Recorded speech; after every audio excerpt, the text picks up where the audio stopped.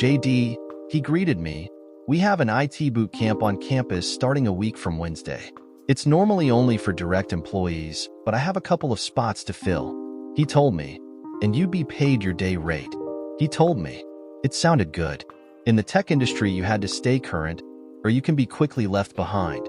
This would be helpful. It sounded like there was a group dinner Tuesday night. Everyone stayed at the Bellevue Marriott. We then went all day Wednesday and Thursday. Another dinner Thursday night, and then a morning session Friday. I told Melanie about the boot camp, and she seemed uncharacteristically interested. I reviewed with her the days I'd be gone. Though I was only going to be 30-odd miles away, I'd be in a hotel for 3 nights away from home. Melanie's positive attitude, if anything, improved in the days before my boot camp. I was happy she was happy, but there was a small part of me that was curious about this attitude change. I attended the camp, and it was very beneficial. During the time I was in Bellevue, I had spotty communication with Melanie. On Friday afternoon, I returned from the Microtech boot camp and noticed Melanie's car in the garage. I called to her as I entered our house. No reply. I glanced around the house. All seemed in order. Everything was neat.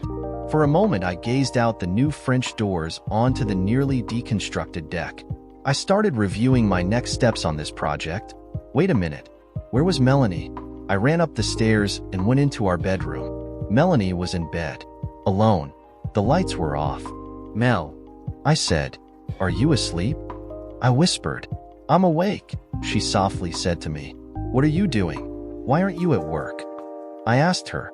At this point, it's still dark in our room, and she is on the bed, under the covers, facing away from me. I took a few days off work. She quietly tells me. I paused and asked her, are you feeling okay? I am fine. I mean, I'm in some pain, but everything is fine. She says to me. At this point, I'm confused about what's going on. Don't be mad at me. She says. Mad? I think, what am I going to be mad about? JD, I had to do it. I know I wasn't supposed to, but I had to. She tells me. Please don't be mad. She says.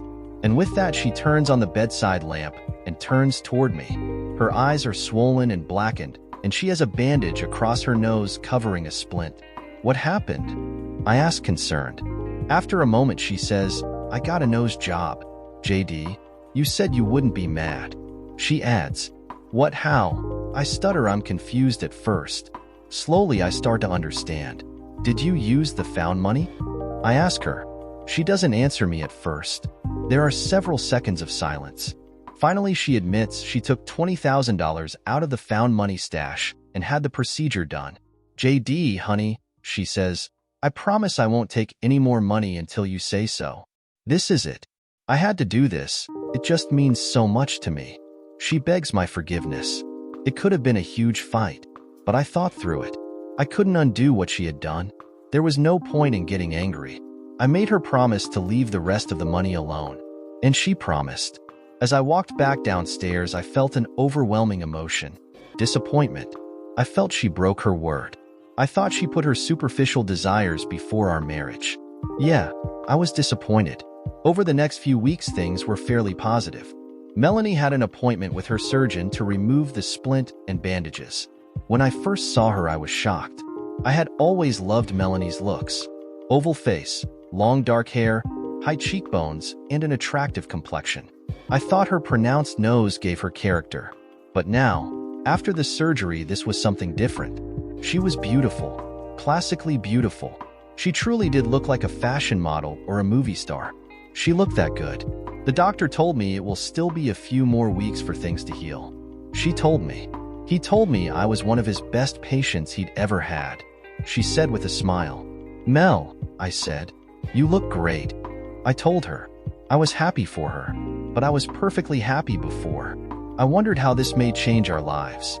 There was certainly a small, insecure voice in my head whispering, how long is a woman who looks like that going to be happy with a nerd like you?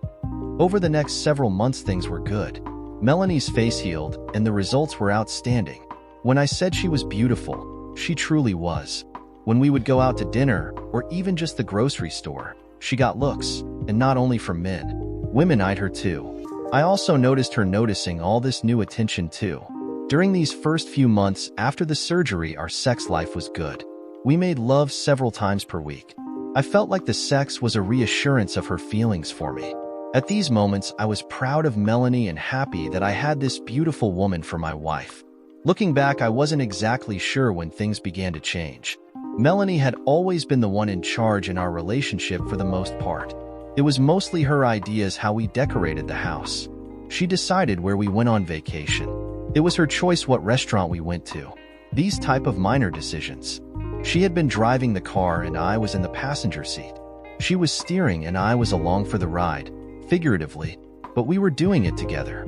Now, ever so subtly, it felt like she was now driving solo. I was left on the curb to watch her drive away. I know these are melodramatic analogies, but that's how it felt. It started with work events, conferences, meetings, and client dinners. Certainly, she had participated in these types of things before, but the frequency increased to 3 or more nights per week. And these events now seemed less like the grind of an advertising campaign, now more like a social occasion. I wondered if the new and improved Melanie was now on display for McClatchy Reed. One evening, she arrived home at a more reasonable time. "Oh, JD," she exclaimed, "I have good news." She told me, "Harrison wants to talk with me." She said, "We're having lunch together tomorrow." Harrison was Harrison Locke, the executive vice president in charge of client services. This was the division that Melanie had longed to be part of. "That's great," I said, but I wondered if this good news would end up being something that was good for me too. The following day, I was curious how her lunch with Locke went. I made dinner and assumed she would be home sometime around 6 p.m. By 7:30, I had eaten by myself, and her dinner was most likely going to end up as my lunch tomorrow. It was 9:45 by the time she got home. She breezed in, her makeup a little smeared, and she looked as if maybe she'd had a glass or two of wine. I expected a detailed report on her meeting, but she didn't immediately offer this. Finally, I asked, "So how did the lunch meeting go?" I asked. She hesitated for a moment. "Oh, yes, it actually went quite well," she told me, a slight smile appearing on her face. But that was all she said. Normally, she would ramble on for several minutes giving me the details. "Mel," I said, "what happened?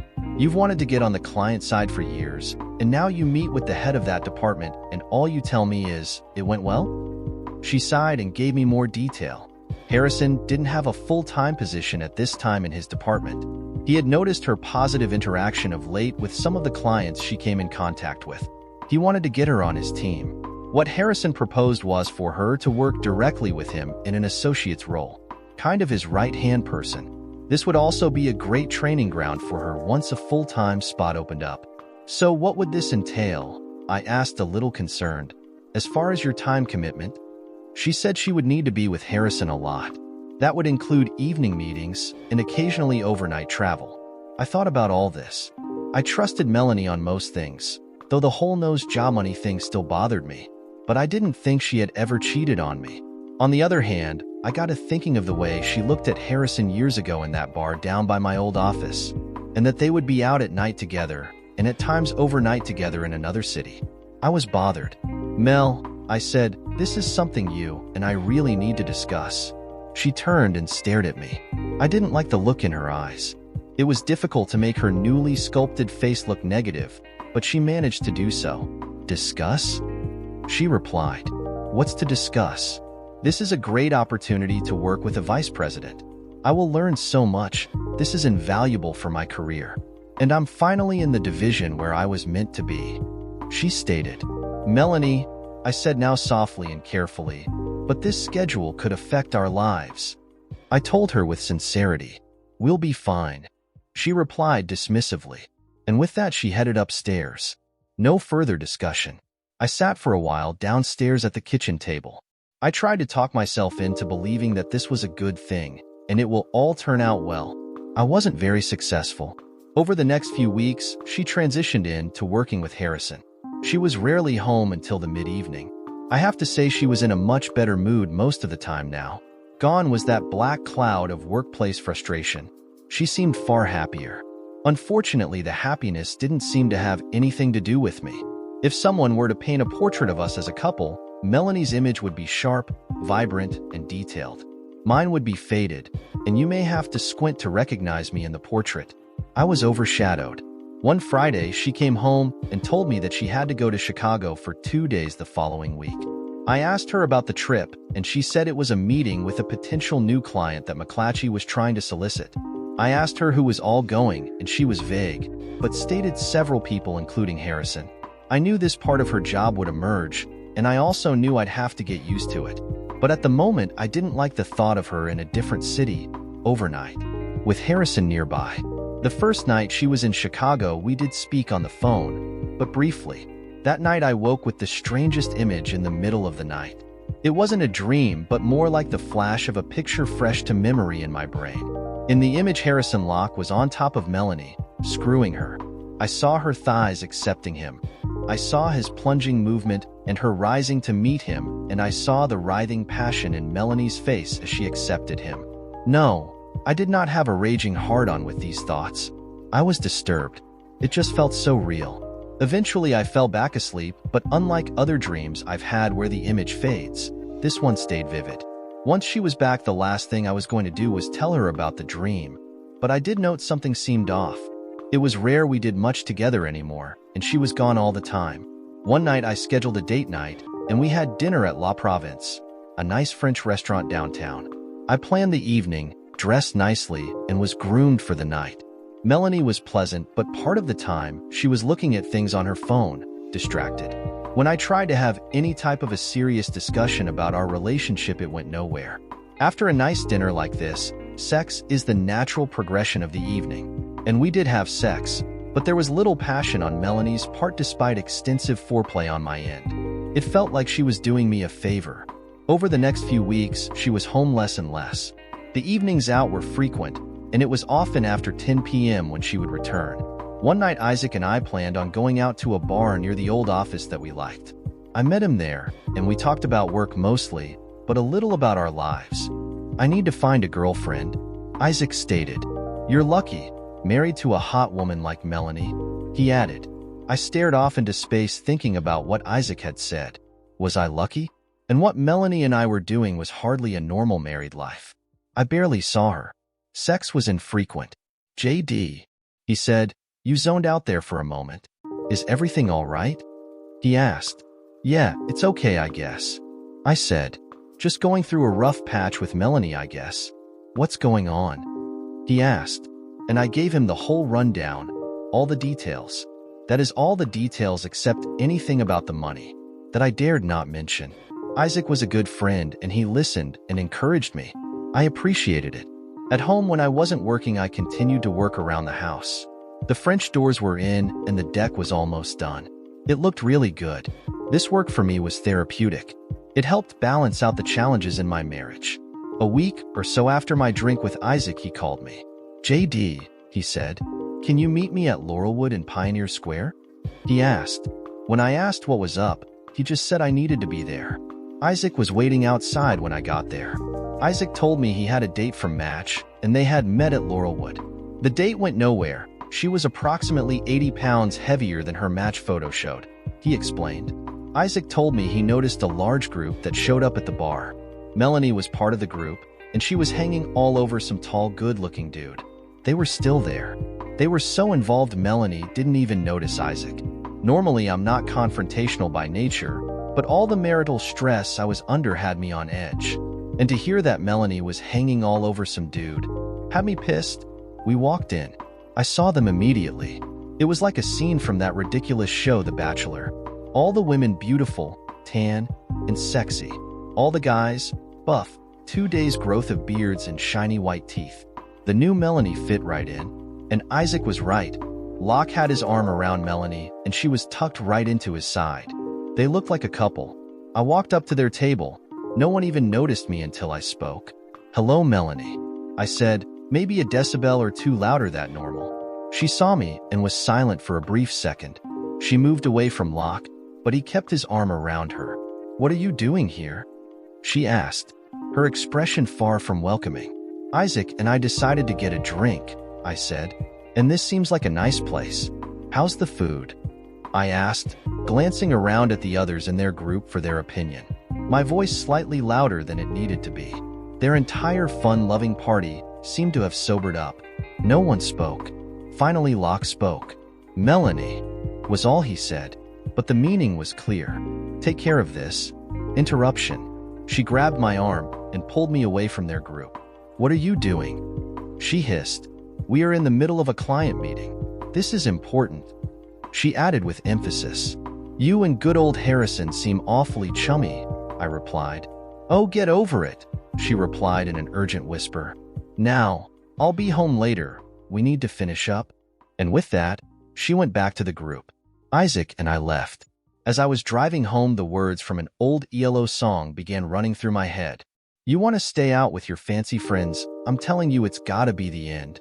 I couldn't get the song out of my head. That seemed to be the perfect way to sum up what we had observed tonight.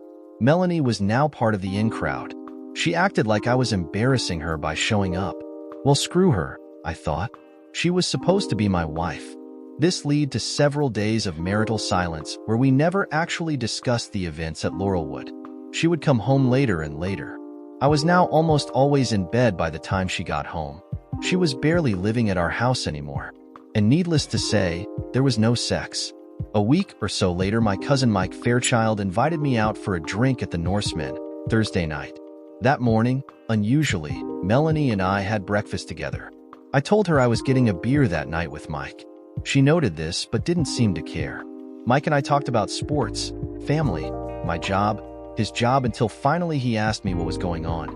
He could tell I wasn't quite myself. "It's Melanie," I told him.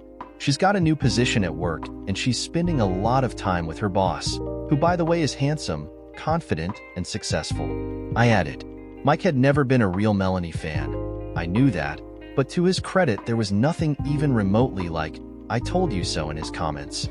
After our second beer, Mike said he had an early day. I told him I would finish my beer and head out shortly. I guess I just wasn't in any type of hurry to get home. As I sat and thought about my situation, I had a third beer. For some reason, they were going down easy tonight. After my fourth, I called an Uber. It showed 20 minutes till pickup, so uncharacteristically I had one more. The Uber pulled up and I kind of chugged the remaining third of the beer. I wasn't drunk, but I was definitely buzzed. My plan was to walk the couple of miles back to the Norseman to pick up my car in the morning. I was a little surprised to see Melanie's car at our home. It wasn't even 9 p.m. I also saw a black Range Rover parked directly in front of my house at the curb. What I was more surprised to see was Harrison Locke in my living room. Suddenly, and it was probably fueled by the alcohol, I was pissed. It was one thing for Melanie and Locke to be together all day and evening working ostensibly. It was quite another thing to have him sitting in my living room. I think I surprised them. "JD, I thought you were going to be out tonight," Melanie said, standing up quickly. Locke stood up and offered me his hand to shake. I ignored him and stared at Melanie. "What the hell he doing here in my house?" I pointed my thumb towards Locke and asked. "JD, don't be an ass," she said. "Harrison is my boss and a friend. We were just discussing some business," she added. At that point, I was not only angry, I was half drunk, and they could probably figure that out by the way I was walking and talking. I moved to get past them into my office. I knew in the mood I was in it would best to be in a different room. I just wanted to be alone. I'm sure there was a bit of a stagger as I headed to my office. Harrison, nobly, trying to steady me, reached for my arm. In my anger, I shrugged his arm away, and he stumbled to one knee. For the moment, I was kind of proud. I knocked the big man down. And then Melanie reached for me. "JD," she cried. I didn't want her anywhere near me either at this point. I shrugged my left arm, catching Melanie off balance. I suppose I was a little too emphatic shrugging Melanie off. She was probably surprised by my actions too. I didn't normally act this aggressively, but the combination of my emphatic shrug, her surprise, and her being off balance sent her flying back. Her head caught the corner of the side table. She fell, stunned. I was surprised at first, frozen, and then I moved to go to her, to comfort her. I had never approached Melanie aggressively before, or any other woman for that matter. That wasn't my nature, but the beer and the emotion created a perfect storm. Her forehead was now bleeding. As I tried to get to her, half drunk and off balance, two large muscular arms bear hugged me from behind. I was pinned. "Call 911, Locke told Melanie. "Hang on," I slurred. Let me get her some ice. We can work this out. I told them both. Melanie stumbled to the kitchen, phone in hand, blood now on her face. I struggled to get loose from Locke, but he was far too strong. I continued to plead with him to let me help her, but he remained silent with steady pressure pinning me immobile. Within what seemed like minutes, the cops and an ambulance showed up. This was ridiculous. They were making a mountain out of a molehill. Melanie, a reddening towel to her forehead, answered the door. The next thing I knew, my hands were handcuffed behind my back and a policeman with hand atop my head was maneuvering me into the back seat of his police car. I sat there wondering how I ended up in this situation. Silent tears ran down my face. I was sad and upset about my marriage and what I had done to Mel. I felt sorry for myself. I lost track of time. It could have been 10 minutes or an hour, but eventually the policeman returned. Where am I going? I asked the cop. Sir, he answered, you are going to jail. I hadn't thought I could feel worse than when I was sitting in the back of a police car, on my street, neighbors peeking out their windows, in front of my house, lights flashing. But now knowing I was going to jail, I actually did feel worse. This was a low point in my life. After several hours of being processed, I found myself in a jail cell at the King County Correctional Facility. I was exhausted. I managed to doze off intermittently, but I would jolt awake after what seemed like only a few minutes, mentally beating myself up over the situation I was now in. In what must have been the middle of the night or maybe early in the morning, I had a visitor. My cousin, the Assistant District Attorney, Mike Fairchild. The last time I saw you, he told me through the gloom of the cell. You looked relaxed and slightly buzzed. What happened? He asked. My relief at finally seeing a friendly face was too much. I broke down and wept. I then proceeded to tell Mike what happened after I left the Norsemen. Man, JD, he said, they take domestic violence seriously here. There is a mandatory arrest and incarceration even before anything is proven. Yours would probably be classified as a misdemeanor, but still they can order a fine of up to $1,000 and a year in jail. He explained. A year? I asked. Look, let me see what I can do. He told me. Hang in there. I'll be back in a little bit. Several hours later, Mike was back. He somehow had facilitated my release. We went to his condo. Mike wasn't married and no specific girlfriend at the time. For now, he said, you stay here. Use the spare bedroom. But I need to talk to Mel, I exclaimed. I need to apologize. Maybe we can sit down and work out our problems. I need to call her. I told him. Palms out, pointed down, he gave me the slow down gesture. Listen, JD, for now, don't try to talk to Melanie, he said. I'm hearing she may follow through on pressing charges. He told me. What? No, that can't be right. She's my wife. She wouldn't do that. I exclaimed. That's not all. Mike said. I'm also hearing there may be a restraining order. He told me. I buried my face in my hands and just shook my head from side to side. How could things get so negative so fast? Look, JD, give me a list of things you need from your house. Clothes, laptop, toiletries, etc. I'll go get your stuff, and for now, you're staying here. Mike told me. My house? I nearly shouted. She can't keep me out of my house. I said. Actually, Mike replied, she can. But let's not worry about all that right now. Give me your list, I'll get your stuff, and we'll work on sorting everything else out when we get more information. Mike told me. He left and I immediately took a shower, put back on my worn clothes from yesterday, and thought. I was sure if I just had a few minutes to talk with Melanie, we could work this all out. I know, of late our relationship had been a little rough, but she was my wife.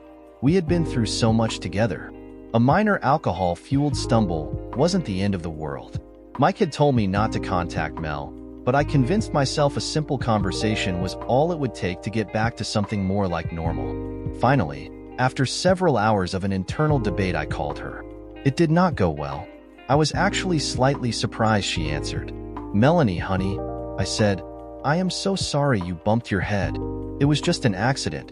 All my fault. Are you okay? I asked. For a few seconds, there was silence, and then she answered. Bumped my head? She replied. I had to get stitches. And an accident? You attacked both me and Harrison. She added. "Oh, Mel," I said placatingly, "it wasn't that bad." "Listen, I'm busy," she said. "I shouldn't be talking to you anyway," she told me. "Mel," I started to reply, but she had hung up. That really didn't go well. She hadn't given me a chance to explain. I really believe that an honest and open conversation between the two of us could sort things out. Maybe at that point we could talk about some kind of counseling. Mike stopped back by the condo with my clothes, laptop, etc. "Did you see Mel at the house?" I asked. He shook his head. "No, I didn't see anyone, but there was a black Range Rover parked out front," he told me. "Locke's car. Had to be. Was it there all night?" I thought harder about how close Locke and Mel's relationship was. Twice more I tried to call Melanie that afternoon. Both times it went to voicemail. My need to talk to her, to explain, and to try to make things right again was strong. This was all such a silly, blown-up misunderstanding. Mike had a date that night, and I found myself alone in his condo. It wasn't late, but it was dark out. I decided to just drive by my house. If it looked like Melanie was there, maybe I could just stop for a few minutes. I had to walk to the Norseman to get my car from last night's outing. That all seemed so long ago. My life had been turned upside down in the past 24 hours. I drove slowly into my neighborhood. Turning the corner, I saw the light color of Melanie's car in the driveway. Good. Maybe a few words will clear all this up. I was feeling vaguely optimistic for the moment, and then I saw the black Range Rover parked at the curb. Locked. I crept past the house. Shades were down. I saw nothing else. I considered another pass, but the last thing I needed was some neighborhood busybody reporting a suspicious vehicle cruising the street. Down the street was a church, and I thought from the southern edge of that parking lot, I would have a view of the front of my house. I parked and waited. Nothing happened, but I remained watching. The events of the previous night, the emotion and lack of sleep caught up with me. One minute I was focused on the black SUV in front of my house. The next minute I was sound asleep. I awoke with a jolt. I looked back down the street. Black car still there. I checked my watch, 1:40 a.m. Okay, there could be a number of explanations for his car still there, but I knew the most likely one. He was screwing my wife. The sexual image from the dream I had was still vivid in my mind. For a brief second I thought of bursting in and confronting them. Fortunately, I realized that was not the correct course of action. I drove back to Mike's. The next morning, Mike was there when I emerged from the spare bedroom. "Where were you last night?" he asked, staring me in the eye. I walked back to the bar to get my car," I told him. He stared at me over the rim of his coffee cup. "That's all?" he asked. "You're staying away from Melanie, aren't you?" I nodded that I was. He kept looking at me, silently questioning my answer. A short time later, he left. I only tried Melanie twice during the day. Straight to voicemail each time. Fortunately, I was able to bury myself in microtech work throughout the day. Working was therapeutic. It helped keep my mind of my problems. That night, an idea crept into my brain. I knew where the parking garage was for McClatchy. I knew she normally got to work right at 8 a.m. I knew if I could just talk to her, we could work things out and start on a road back to a better marriage. The next morning, I was waiting in the mezzanine opposite the elevators to her office. 8:20 and no sign of Melanie yet. But all of a sudden I see the angular form of Harrison Locke. "Harrison," I say. He turns with a practiced, welcoming smile, and then he realized it was me that greeted him.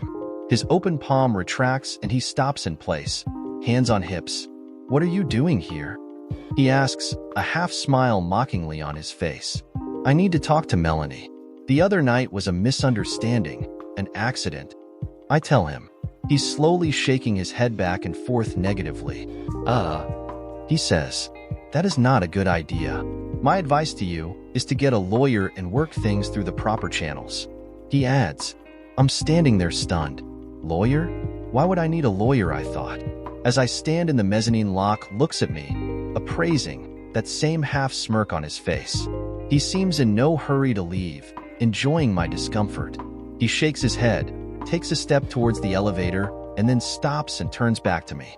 "How did a guy like you," he pauses as he looks me up and down, "ever get a woman like Melanie?"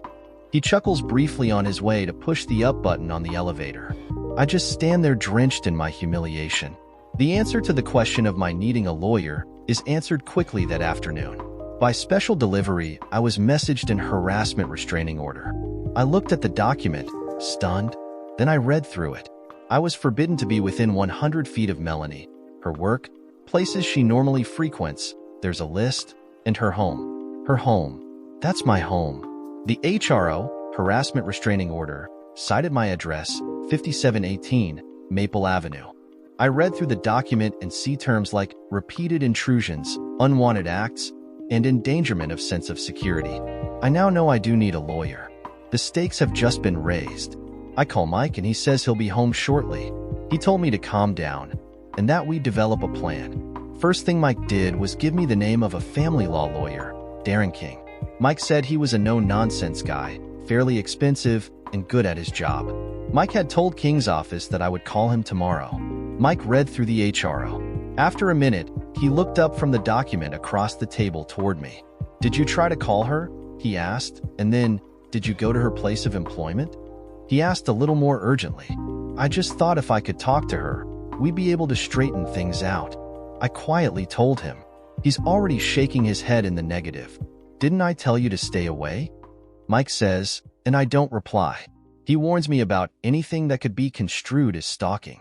I agree. I'll stay away, I tell him. We spend some time talking about my case, what I should expect, and what Darren King will ask of me. Mike doesn't have anything to do with divorce law, but he does give me a fairly harsh idea of what I may expect in the coming days and weeks. I wonder if my marriage is over, and then I began the process of wondering if that matters anymore. We moved on from the stressful and negative subject we had just been discussing. Our conversation drifts elsewhere. "Hey," he says, "sounds like Damon Abernathy may get out on parole." He tells me. "Who?" I ask. I had no idea what he was talking about. "You know, the guy selling drugs in your neighborhood a year or so ago." He explained. "I told you about him, didn't I?" Mike says. I stare off into space contemplating this information. My mind immediately goes to the money in the backpack. It almost certainly belonged to the guy getting out of jail. I really hadn't thought of all the ramifications of what could happen once he got out. He's going to want that money back, for sure. Could we be in any actual danger? I sat for a few more moments thinking through the situation. "You okay?" Mike asked, looking at me with a puzzled expression on his face. I guess I was acting odd, nervous and guilty, thinking about the money and the drug dealer. Yeah, I told him with a forced smile on my face. Mike was still looking at me suspiciously.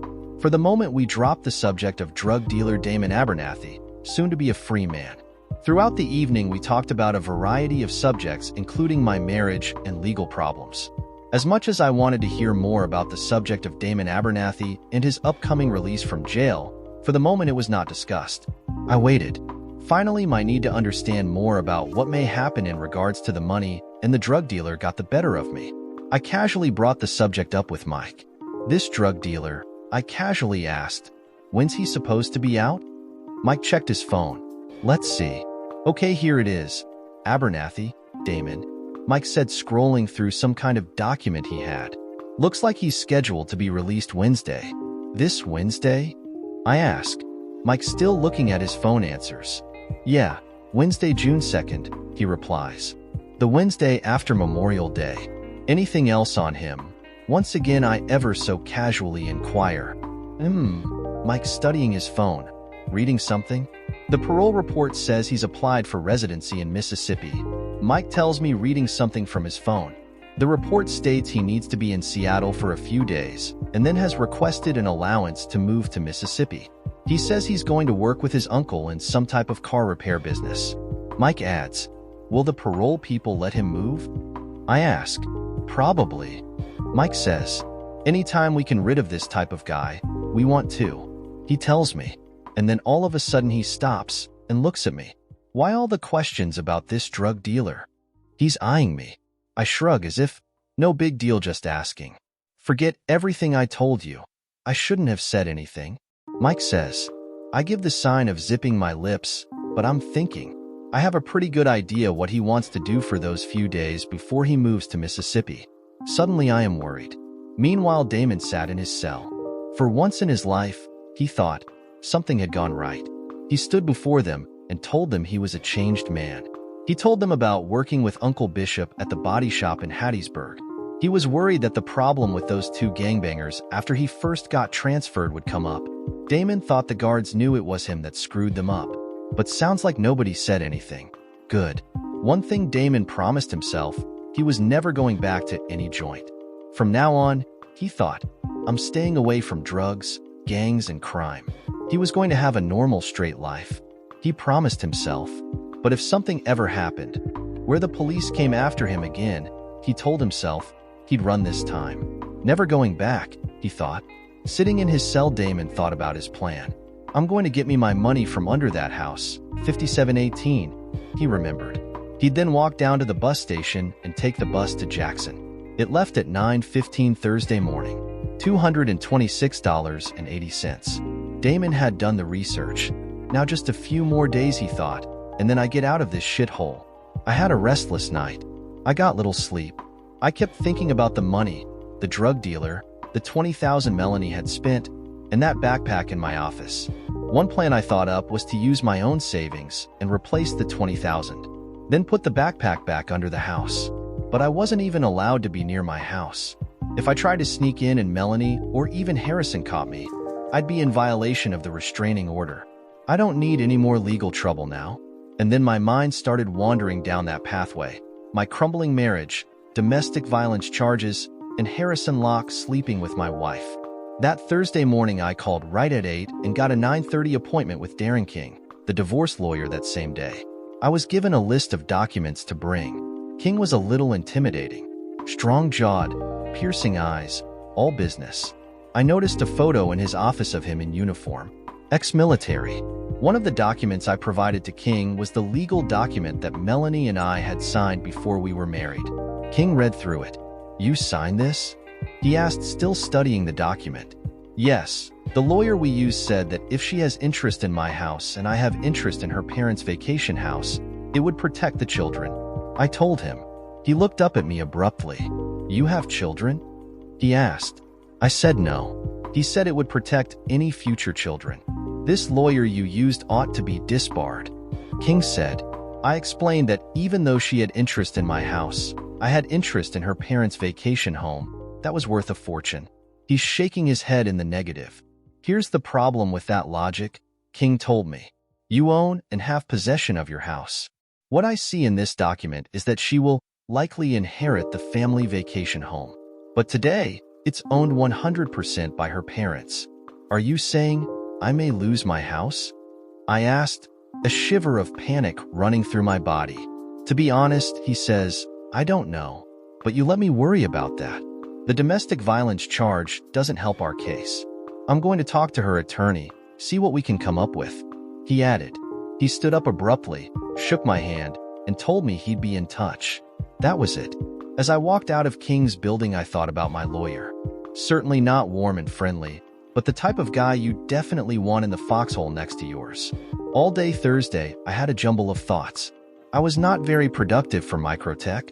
I kept thinking about losing my house, the drug dealer, my failing marriage, that backpack full of money, and Locke and Melanie together. Shortly after noon, I get a call from my cousin Mike. He's checking in on me. How'd the meeting with Darren King go? He asks. I tell him, and we talk about my mounting problems. Not a word to Mike about the money.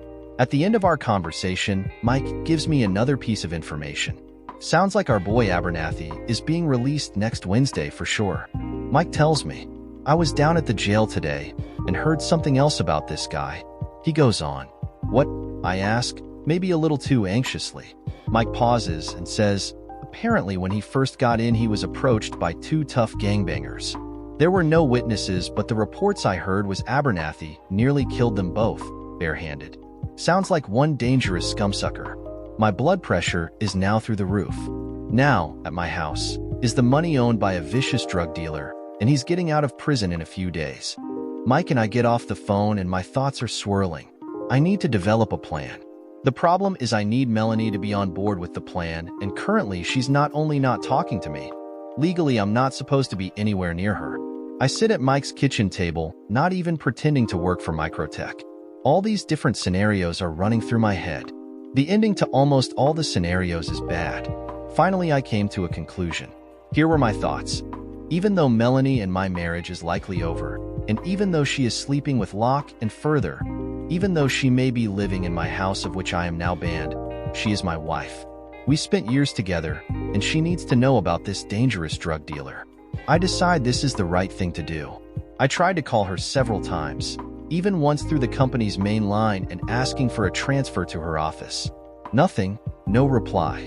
I'm sure if she saw it was me, she'd let it go to voicemail. I've left messages to call me back, telling her it was urgent. Finally, I decide to go over to my house, and wait. I thought if I got there by 6 tonight, I could just wait until she got home. I know. I'm in violation of the HRO, but I believe the urgency of the situation warrants the contact. I was nervous driving to my house in my neighborhood. I needed this to go well with Melanie. I still had faint flickers of hope for our marriage, but we would need to really put some work into it. I was willing to do that. First, though, we had to make sure we got the whole found money thing worked out. When I turned the corner onto Maple, I was surprised to see both Melanie and Locke's car already there. I also saw some activity outside. Suddenly, my heart starts racing. I figured I'd have some time to prepare for her arrival. I pulled up and parked a couple of houses down. As I walked down the sidewalk, I tried to look as non-threatening as possible. That was not hard for me to do, but I did remember the drunken night when much of this started. I had a goal. I needed to talk to Melanie alone about the money, and she had to know the danger of Damon Abernathy. One house away, Locke notices me. "Melanie," he yells, summoning her from the house. She walks out wheeling a suitcase down the driveway. When she sees me, she stops. There is a look on abject negativity on her face. She is mad. I now notice other luggage at Locke's feet. "You are in violation of your restraining order," she shouts at me. I turn back toward Melanie. "Melanie, Mel," I say, "I've got to talk to you. It's important. Can we just have a few minutes in private?" I ask. "Get the hell out of here." She is now furious and screaming at me. "You woman-beating loser." She screams. "I am going to take this house," she points at my house. "I am going to press charges, and then I am divorcing you," she yells. "Mel," I beg, "just give me a minute. I don't know what I ever saw in you." She says, "Your business failed. You whine all the time, and you're lousy in bed." She adds, "Get away from me." At that, Locke steps toward me.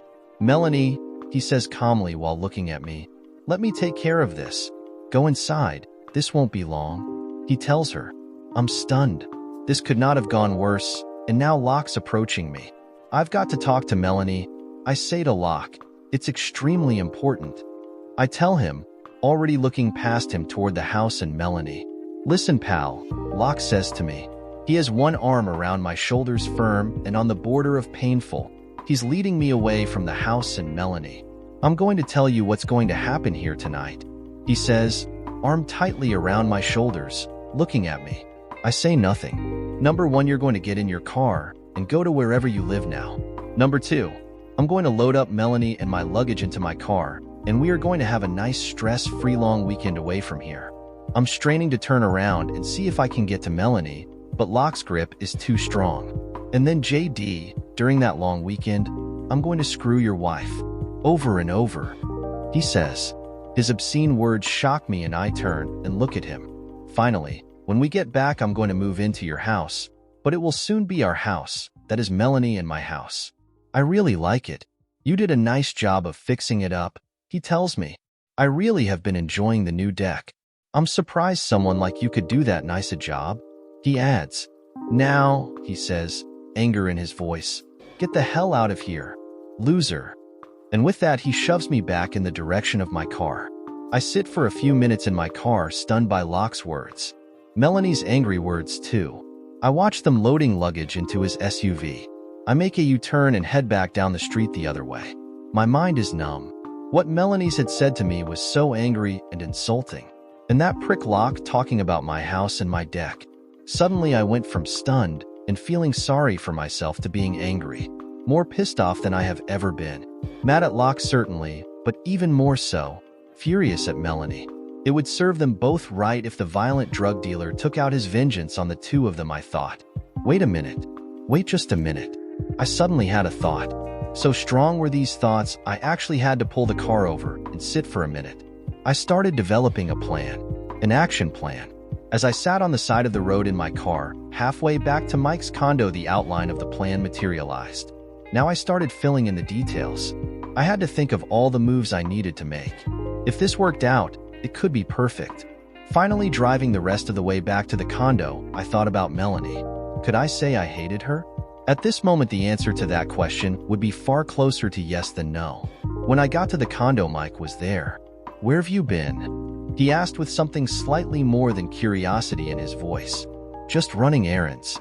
I tell him. Obviously, I can tell him nothing about Melanie and Locke, especially now.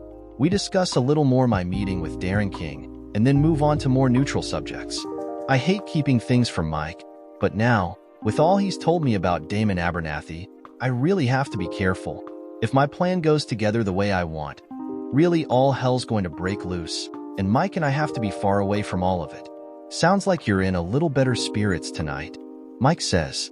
"Yeah," I said, "working with Darren King and letting the pros handle things is really the right thing to do."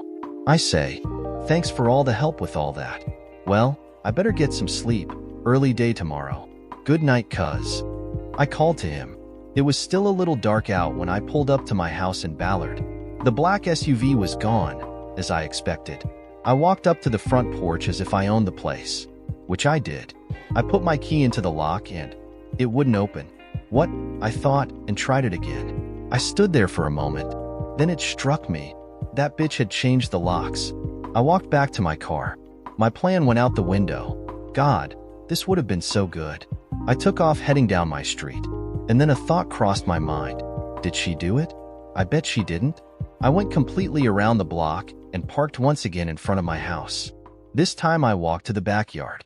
I walked across my new deck, the deck that Locke seemed to like so well, and then pulled out the key for the multi-point lock on the new French doors.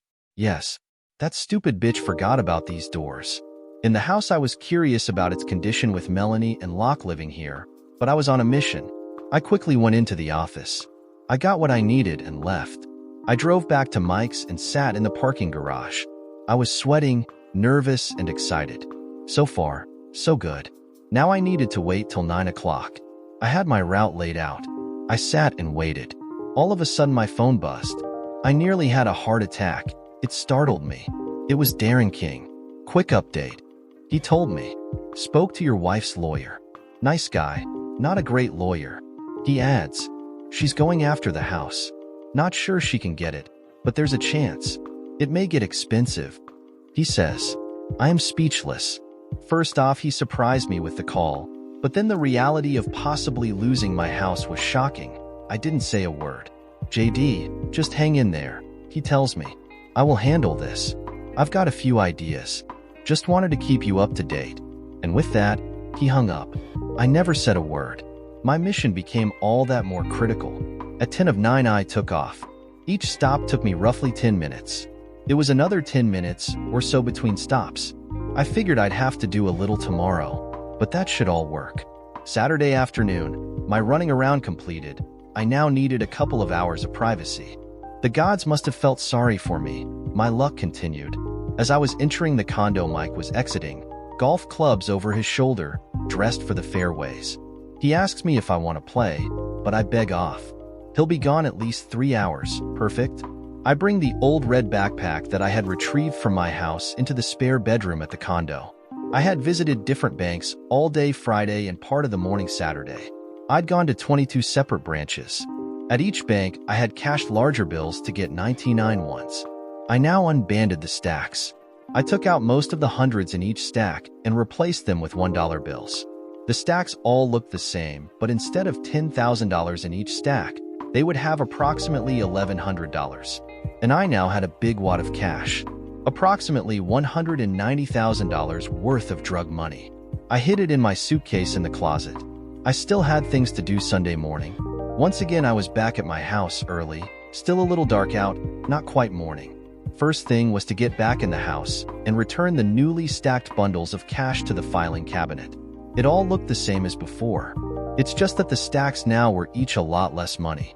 And then I opened the vent cover and climbed back under the house. Same dirty, dusty environment under the house, maybe a few more spiders than last time. I left the old red backpack under the house where I had originally found it. I even left a handful of $100 bills in the pack. My strategy was to make sure Abernathy knows he has the right house. He'll see the backpack and know he's in the right place. Then he'll see most of the money gone. Then I'm hoping he will immediately suspect the occupants of the house where the money had been stashed. I leave the vent cover slightly open. I hope I've thought this through correctly. I head for home. One more thing to do tomorrow. On Memorial Day, this chore will be a lot less frantic than the bank chore, and far less stressful than removing and then returning money to my now estranged home. I Uber to a spot near the Audi dealership in Bellevue, Memorial Day morning, and after a little negotiating, bought a bright red A6. $49,000. I bought it through my still existing business account. If all worked out, I'd shuffle some of this drug cash around to pay for the Audi. It still took a few hours to get out of there, denying extended warranties and escaping the vampires within the dealership. I was getting worried about time. I wasn't sure when Locke and Melanie would return. When I turned the corner in the Audi, no SUV at the curb. I parked the shiny new Audi right in front of my house. Temporary license prominent in the window, telling all who notice, this is a newly purchased car. Good. At this point, I think I'm done. Now all I have to do is wait. Wait and see what happens. I believe I had set everything in motion. I had moments when I questioned what I may have done. Then I think of Melanie, my wife, and the screamed insults. Those thoughts reaffirmed my actions. Tuesday and Wednesday, I'm back at work for Microtech. For some reason, I'm able to focus on my jobs completely, and I spend 2 very productive days working for Isaac. If my calculations are correct, the action, if it happens, should happen Wednesday night, Thursday, or at latest Friday. I keep my head down, working away. I make sure I'm around the condo. When Mike comes home, I'm there. It's really not quite an alibi, but I'm hoping it will tilt any suspicion that may point my way into a different direction. Now, I just wait. Damon cannot believe it. Finally, he's out. He's free to take a shower, free to buy a meal, free to find a woman. But that can all wait. Damon knows he's got to work his plan. Step 1. He thinks, I gotta get me my money. He takes off at 1 a.m., dressed darkly with a sack full of the things he'll need. By 10 o'clock tomorrow, he'll be heading back home to Mississippi. Damon has no problem finding the house. For all those months in the joint, this is all he thought about. Gotta get my money and get back home. He notices a shiny new car sitting right in front of the house. Dressed darkly, he is a mere shadow sliding into the backyard of the house at 5718. It looks familiar. Damon sees the opening under the house. It looks partway opened. For some reason that bothers him. Flashlight in hand, he crawls through the opening and turns on the light. He sees something and goes right for the spot where he left the money. He sees the backpack. Yes, Damon thinks. But something's wrong. It's too light. Under the house, he unzips it. There are a few bills in there, but all his banded stacks are gone. Where the hell is my money? He thinks for a moment. Damon's getting angry, but he stops to consider his next move. Where is the money? He then thinks about the brand new car out front. He has a pretty good idea where it might be. Damon grabs a few things out of his bag. He approaches the double doors by the deck. Quick inspection. Not this door, he thinks. Too complicated. He goes to the side door and sees a much simpler lock. He's soon in the house. There was no alarm. Now I've got to find the people. Damon creeps the house. The staircase starts to squeak as he heads up. He steps on the outer edge of the stair, quieting his ascent. Someone's in the room at the top. Damon slides in the room. The sound of someone. No, 2 people sleeping. He flips the light on. It takes a minute, but a woman wakes up, sees him dressed in black and screams. Now a big guy is up, out of bed, charging at him. Damon reflexively pulls the Ruger pocket pistol out and gut shoots the big guy. He crumples. The woman is screaming. The woman, barely dressed, looks good, Damon thinks. It's been a long time. He considers her for a brief second. Bitch, shut up, Damon hisses at her, or the next bullet is for you. Now, where's my money? Damon says. She's crying and saying she doesn't know anything about any money. The big dude who charged him is rolling around on the floor in pain. Damon points the Ruger at the big guy's temple. Now, where the hell is the money? He asks. She's now nodding her head and telling him the money's downstairs. Get your bum up and show me quick. Damon waves the Ruger at her. She is one fine-looking woman he notices as she gets up. What he doesn't notice is the big guy dialing 911 on his cell phone. Downstairs, he follows the woman into her room with an old gray cabinet. She opens the top drawer. There is the cash. Rubber bands around the stacks, just like he remembered. She's crying and asking him to leave. He starts putting the stacks back in the red backpack. In just a minute, he tells her. Damon rifles one of the stacks and, wait a minute. He looks at a couple more. These aren't hundreds in here, they are $1 bills. Where is my money? He is now yelling at her. She's crying and saying she doesn't know. I gotta get out of here, he thinks. He holds the gun to her head. One last chance, bitch, he snarls. Where is the money? She's crying and telling him she doesn't know. Damon knows he's got to leave quickly. He's just about decided to just tie her up and gag her. Then he thinks about that fancy brand new car outside. This bitch bought it with his money. He pulls the trigger. A red hole appears at her temple. She's dead immediately. That's when he hears the sirens. He heads back out the side door out to the street, heading that same direction he did all those months ago. Need to get to that park, Damon thinks. This time he gets across the street halfway through the church parking lot when the cops see him. I ain't never going back in the joint, Damon tells himself. He's running, and they are on a loudspeaker commanding him to stop. He turns and fires once as he runs toward the park. The barrage of bullets kills him instantly, the red backpack flung to the ground. No, Damon's definitely not going back to any jail. Thursday is an odd day for me. I need to know if anything happened with the money, the drug dealer, and Melanie, but I can't ask or do anything that would seem curious about any of that. I just kept working, making a few calls to Isaac, some necessary and others going through the motions. If any hint of suspicion was ever aimed my way, I want to make sure I appeared normal. Mid-afternoon Thursday, I have a new thought. What if all my planning, my calculations to set up Melanie didn't work? What if Damon Abernathy found the empty backpack and just left? I guess time will tell, but I know I can't ask, cruise her street, or try to talk to her at all. I've just got to sit tight. I didn't have to wait too long. Shortly before 5 p.m. I get a call from Mike. He's quite serious. JD, I need to talk to you about something, he tells me. Oh, here we go, I think. Melanie has been murdered, he tells me. You've been home all day, correct? He's in district attorney mode. Now I've got to put on the performance of my life. Wait, what, Melanie's dead? I nearly shout into the phone. What? How did this happen? I sound frantic, and I actually am kind of frantic, just not the type of frantic anyone would expect. I'm dying to hear what happened. I muster up a sob. Listen, JD, Mike says. I don't have all the details, but it looks like some type of home invasion. I sit quiet for a minute, trying to absorb all he's said. I whimper a bit to sound the part, but then I stop. Wait a minute, I ask, real emotion now. Why did you ask me where I had been? It's really just a formality, he says. Whenever there is any type of domestic problem, the surviving spouse is examined closely. But, I begin. Hang on, he interrupts. In this case, they are pretty sure they know who the perp is, or was. He was killed by the police in a confrontation. And you won't believe it, it was our boy Damon Abernathy. He tells me. I'm silent, digesting all this information. A swirl of emotions, guilt, sadness, anxiety, and part of me is happy. Mike mistakes my silence as sadness over the death of my wife. Look, JD, I'm really sorry about all this. He says. I'll be home later. You shouldn't be alone. I'll be there as soon as I can. He adds. Thanks, I half sobbed to Mike. Somehow I summoned up enough emotion to act far sadder than I actually was. Over the next several days, the details came out. Mike gave me more information too. The police, obligatory, questioned me, but not too intently. I had my story down. They had their man. The gun matched, and there was a witness who helped identify him. Harrison Locke.